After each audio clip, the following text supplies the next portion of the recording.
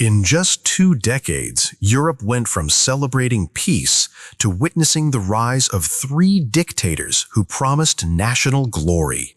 Mussolini marched on Rome. Hitler rewrote the rules of the continent. Japan expanded its empire without mercy. And while the democracies looked the other way, the world was hurtling toward the most devastating war in history. Discover how arrogance, fear, and naivety transformed the world map forever. The year was 1902, when a young Italian named Benito Mussolini left his homeland for Switzerland, fleeing mandatory military service. What started as a simple dodge would become the launching point for an ideology that'd shake Europe to its core. Mussolini threw himself into socialism with uncommon intensity. He worked for unions, wrote inflammatory columns for socialist newspapers, and openly advocated for the violent overthrow of the European monarchies dominating the continent. This radical stance didn't go unnoticed by Swiss authorities. Arrests came one after another. They'd deport him to Italy. He'd return to Switzerland. They'd arrest him again.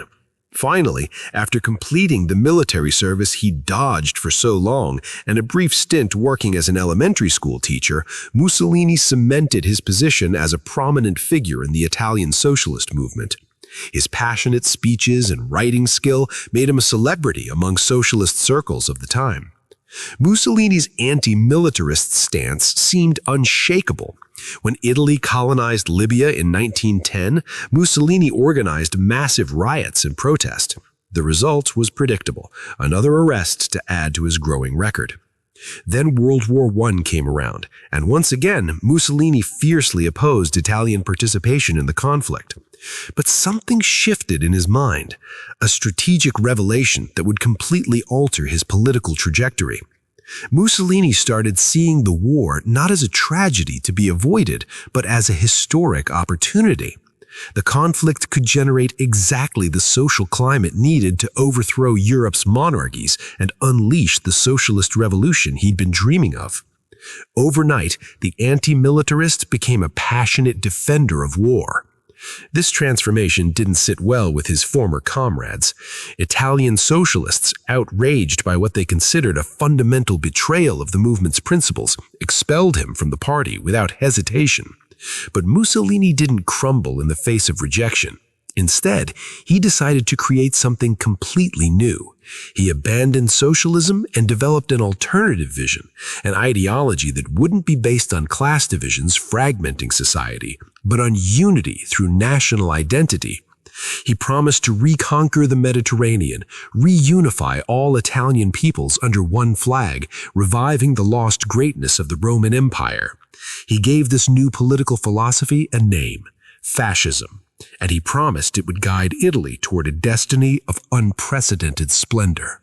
Italy had fought on the winning side in World War I. The sacrifices had been enormous, the human losses devastating, and expectations for territorial rewards were proportionally massive. Yet, when the time came to divvy up the conquered territories, Italy received barely scraps compared to what it expected. The sense of betrayal spread like wildfire throughout the peninsula. Italians felt they'd been ripped off by their own allies. This national disappointment, combined with a ruined economy and weak governments that changed with alarming frequency, political instability had become the norm. In this context of collective frustration and institutional chaos, Mussolini presented his fascist movement as the only viable solution. He wasn't offering gradual reforms or political compromises, but radical, immediate transformation.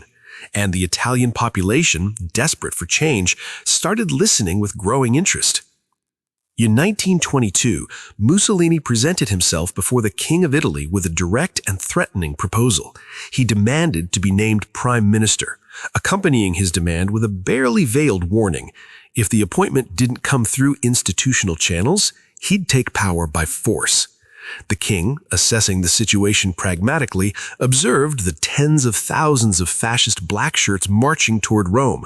The arithmetic of power was simple. Mussolini had a private army loyal to the death, and the government barely controlled its own security forces. The king gave in. Mussolini became prime minister through a combination of popular pressure, organized intimidation, and institutional weakness of the Italian state. But the formal position was just the beginning of his ambitions. Once installed in power, Mussolini systematically began dismantling the democratic structures that had enabled his rise. He concentrated executive power, eliminated political opposition, controlled the press, and established a cult of personality, presenting him as Italy's destined savior. Europe had its first fascist dictator. A dangerous precedent had just been set. And most concerning was that European democracies watched this process without intervening, without even formally protesting. Mussolini had demonstrated it was possible to destroy democracy from within, using its own institutions as tools of self-destruction. While Italy celebrated its new era fascist, to the north, in Alemannia, an even more dangerous man observed Mussolini's excess and took notes meticulously. Hit that subscribe button if you want to understand how dictators turn democracy into tyranny using the system's own rules, because what's coming reveals the most radical and violent transformation Europe had witnessed in centuries. Germany had ended up on the losing side of the war, and the Treaty of Versailles had crushed it without mercy. Territorial losses were massive. The Rhine region was completely demilitarized. The German army, which had once dominated European battlefields, was reduced to a mere 100,000 men. Creating an air force was strictly forbidden. And as if all this weren't enough, the Allies imposed economic reparations so astronomical that Germany could never pay them without completely ruining its economy. The humiliation was total. Germans felt that every article of the treaty had been specifically designed to destroy their national pride and guarantee they'd never again be a relevant power. Economically destroyed, territorially mutilated, and politically fragmented, Germans desperately searched for someone who'd restore their lost dignity. Then, a small man appeared, with a peculiar mustache and an oratorical capacity that electrified the masses. Adolf Hitler had been a soldier during World War I. His patriotism bordered on fanaticism, and absolutely nobody was more furious than him about the humiliation Germany had suffered. For Hitler, the Treaty of Versailles wasn't simply unjust, it was a criminal offense that had to be avenged. Hitler helped found a new political party that channeled all the rage and resentment accumulated in the German soul. In 1923, he attempted a coup d'etat by marching on Munich with his most loyal followers. The attempt failed miserably, and Hitler ended up in prison. But paradoxically, this failure amplified his popularity. He became a martyr in the eyes of millions of Germans who shared his revanchist vision. As the German economy collapsed and weak governments succeeded one another without achieving stability, Hitler's popularity grew exponentially. In 1933, the German president appointed him chancellor, naively believing he could control him once in power. It was a catastrophic mistake. Hitler saw himself as Germany's destined savior, the providential leader who'd restore lost greatness. And he launched himself with megalomaniacal determination to establish an absolute dictatorship with himself at the center of all power. Europe now had its second fascist dictator, and this one was infinitely more dangerous than the first.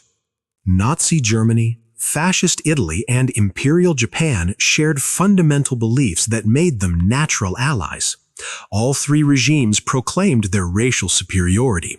All three felt deep hostility toward the Allied democracies that had humiliated them, and all three were determined to militarize aggressively and expand their territories regardless of international consequences. Hitler hated the Treaty of Versailles with every fiber of his being, and now that he controlled Germany, he was ready to start systematically destroying it, article by article. In direct and brazen violation of the treaty, he established the first squadrons of the Luftwaffe, the German Air Force. He introduced mandatory military service, and he began massively expanding his army, transforming it from a limited defensive force into a formidable war machine. The Allies did absolutely nothing. No sanctions, no credible threats, no military mobilizations. Just empty diplomatic protests that Hitler ignored with contempt. Emboldened by this passivity, Hitler sent his army back into the demilitarized Rhineland, with secret orders to retreat immediately if the Allies responded militarily. But the Allies, again, did nothing. Hitler had called the Western democracies bluff and won. Now he knew with certainty he could violate the treaty with impunity. With his army completely restored and expanded, Hitler could advance to the second step of his master plan. He needed to rapidly increase the Aryan population, and to achieve this, he required Lebensraum, living space. In other words, he'd have to conquer massive territories. Eventually, this would mean conquering the entire world, but for now, a considerable portion of Europe would suffice, and he began meticulously studying his neighbors, identifying targets. The Allies finally started worrying. But instead of preparing militarily or establishing clear red lines, they implemented a pathetically useless diplomatic strategy called appeasement. The concept was simple and completely naive. Hitler would demand something, the Allies would say no. Hitler would insist, and the Allies would give in, but add that this was absolutely the last concession. Then Hitler would demand something else. And the cycle repeated over and over in a spiral of progressive capitulations that only fed Hitler's expansionist appetite. While Europe tore itself apart internally, on the other side of the world, Japan was experiencing its own radical transformation. For over 200 years, Japan had maintained almost total isolation from the rest of the world, until the Americans showed up with their warships and a proposal that didn't admit refusal. They told the Japanese they'd trade with them and that they'd like the idea.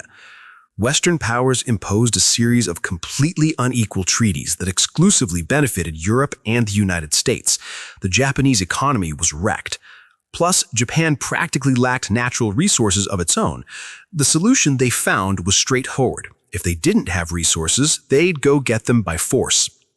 Japan went to war against China to gain influence over Korea and seized strategic Chinese territories. But then, Western powers intervened, demanding that Japan halt its expansion. Since Japan couldn't militarily confront the West, it had to retreat, humiliated. Meanwhile, they watched as those same Western powers that had stopped them took advantage of Chinese weakness to establish their own spheres of influence in territory Japan had conquered first. The hypocrisy was blatant. Japan had weakened China but wasn't allowed to benefit from it. Instead, Europe and the United States calmly divided up the spoils. This injustice fed a deep resentment in Japanese society. They decided that if the West played by those rules, they would too. Japan shocked the entire world by going to war against Russia and winning decisively. Then, they completely annexed Korea. But they didn't stop there. During World War I, they took advantage of the opportunity to seize German colonies and islands in Asia. And then, in an incident quite possibly orchestrated by the Japanese military itself, a bomb exploded on a Japanese train in Manchuria. This gave them the perfect excuse to launch a large-scale invasion and take total control of the region. In 1938, the German army marched straight into Austria and simply took it. There was no significant resistance, no battle. Austria ceased to exist as an independent nation and became part of Germany. The Allies protested weakly, but took no concrete action. The map of Europe had just changed dramatically, and the Western democracies had watched without intervening. But Hitler wasn't even remotely finished. Next, he demanded that he be handed the Sudetenland region, an area of Czechoslovakia inhabited by many ethnic Germans. The Allies organized a meeting with Hitler in Munich to negotiate the crisis. Czechoslovakia, the country whose territory was being discussed, wasn't even invited to the meeting. The Allies simply decided the fate of a democratic nation without consulting it. At the meeting, the Allies told Hitler they'd give him exactly what he asked for. Hitler, probably surprised by how easy the negotiation was, asked what the catch was. The Allies asked him to sign a document solemnly promising he wouldn't invade the rest of Czechoslovakia. Hitler signed without hesitation. British Prime Minister Chamberlain returned home triumphantly, waving the signed paper, declaring the crisis had been averted and world peace would continue. They nearly built a statue in his honor. 6 months later, Hitler invaded the rest of Czechoslovakia. Chamberlain, completely humiliated, realized Hitler had blatantly deceived him. But by then, it was too late. Czechoslovakia had ceased to exist. Mussolini, watching Hitler's territorial successes, decided Italy also deserved its share of imperial glory. He looked for a target that would guarantee an easy and propagandistically valuable victory. He found Ethiopia, an underdeveloped nation where defensive forces would literally use bows, arrows, and wooden spears against modern Italian tanks. The invasion was brutal and one-sided. Ethiopia fell quickly. Italy also wanted to control the entrance to the Adriatic Sea, so they occupied Albania without much resistance. Meanwhile, in Asia, in another incident possibly orchestrated by the Japanese themselves, shots were exchanged between Japanese and Chinese troops at the Marco Polo Bridge. Japan used this as a pretext to launch another massive invasion against China. Japanese forces swept through Beijing and Shanghai. Then they advanced through the Yangtze Valley toward Nanking, the Chinese capital at the time. It was there that the world witnessed some of the most shocking atrocities committed by the Japanese military against the Chinese civilian population. Smash that subscribe button if these progressive concessions are blowing your mind, because the most catastrophic decision of all hasn't happened yet, and it'll change the fate of millions forever. Both Britain and France desperately wanted to avoid repeating the horrors of World War I, so they wanted to keep the conflict as far from their territories as possible. They turned their attention north, toward Norway. Neutral Sweden exported iron ore to Germany through neutral Norway. The Allies politely asked them to stop these exports. The request was rejected. Then the Soviet Union attacked Finland. The Allies proposed landing troops in Norway and moving them through Sweden to help Finland, and while they were at it, maybe take control of all the Swedish iron fields. But Norway and Sweden said no again. So the UK mined the waters around Norway to force transport ships into international waters. Hitler immediately realized what the Allies were planning, and he moved quickly to secure his iron supply. He launched an invasion through Denmark into Norway. The Allies rushed to land troops at key ports along the coast, but Germany had taken control of Norwegian airfields. German air superiority decided the battle. The Allies had to retreat humiliated. After this embarrassing failure, Chamberlain resigned. He was replaced by Winston Churchill, who had a radically different approach for dealing with the Germans. Churchill didn't believe in appeasement or negotiations. He believed in total victory or death trying. Hitler's general strategy was similar to Germany's strategy in World War I. Attack France, defeat France, eliminating the UK in the process, and then turn toward the Soviet Union to win the war. During the phony war, the Allies had given Hitler enough time to fully prepare his forces. Now he was ready to attack. The Allies had wanted to place troops in Belgium, but Belgium had rejected the proposal. And in a move that surprised absolutely nobody, Hitler launched an invasion through Belgium to outflank French defenses. The Allies rushed toward Belgium at full speed to confront the German invasion head-on. It looked like World War I would repeat itself, but this time Hitler had a devastating secret weapon: Blitzkrieg, lightning war. As the Germans advanced, they sent thousands of refugees westward, blocking roads and massively slowing down the Allies. Then, to the south, the French had left the Ardennes region relatively undefended. This area, full of hills and dense forests, was considered naturally impenetrable for a modern army. The French were certain no significant force could push through it. The Germans were about to prove how wrong they were. They crushed 50 Wehrmacht divisions through the Ardennes and surrounded the Allied armies at lightning speed. The best of the Allied forces were trapped in a death trap. The Germans squeezed from all sides, eliminating the best French armies and nearly completely annihilating the British contingent. But the British managed a desperate last-minute evacuation at Dunkirk. British civilian boats made the dangerous journey across the Channel to bring their young soldiers home.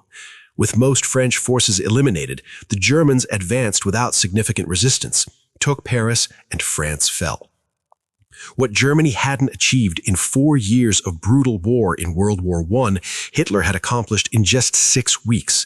It was a historic humiliation for France and a terrifying demonstration of German military power. Hitler expected that with France's fall, the UK would also lose hope and seek peace. But incredibly, the British refused to surrender, and Hitler needed to secure the Western Front before he could turn east. So he tried to force British submission through an elaborate psychological warfare campaign. The UK was now completely alone, and Hitler wanted to dramatically emphasize that isolation. Just before France fell, Italy finally declared war on the Allies, making the British situation even worse. Then, instead of occupying all of France, Hitler occupied only the coastal areas for defense, but allowed France to continue existing as a German puppet state. This way, it looked like Britain's old ally had decided to switch sides. Hitler also hoped the UK wouldn't attack the naval bases or African colonies of its former ally, giving Germany an additional defensive line to the south. But the British made sure to respond by sailing to the French naval base in Algeria and destroying numerous ships. A clear message: Britain would fight regardless of the cost. Hitler then began planning an invasion of Britain. But before German troops could set foot on British soil, he needed air and naval superiority over the English Channel. Waves of German bombers attacked, while the RAF, completely outnumbered, worked heroically around the clock trying to contain German attacks. At first, the Luftwaffe attacked British ports and coastal installations. Then it shifted its target toward RAF bases, severely crippling Britain's capacity to defend the nation. It looked like Hitler's grand British invasion was imminent. But then, Churchill ordered a small bombing raid on Berlin. It didn't cause much damage, but Hitler was absolutely furious. He immediately ordered the Luftwaffe to refocus on civilian targets in London. Children were sent to the countryside, away from their parents to avoid danger, and frequent visits to air raid shelters became a daily occurrence. But British morale held firm. Smiling, knitting, casually resting in shelters, these people had nerves of steel. This refocus on London also gave the RAF the breathing room it needed to reorganize. Hitler essentially shot himself in the foot with this emotional decision. Finally, the Luftwaffe launched an all-out massive attack on London, and the RAF successfully repelled it, destroying many German aircraft and placing air superiority firmly in British hands. Hitler's invasion had to be postponed indefinitely. Though the bombing of British cities continued for some time, the immediate danger of invasion had passed. Britain had survived alone against the full power of Nazi Germany. It was an extraordinary achievement that would change the course of the war. Drop a comment and hit subscribe if this video transformed your understanding of how democracies allowed fascism's rise. Because every week we break down the historical moments that defined the modern world and the lessons we still need to learn.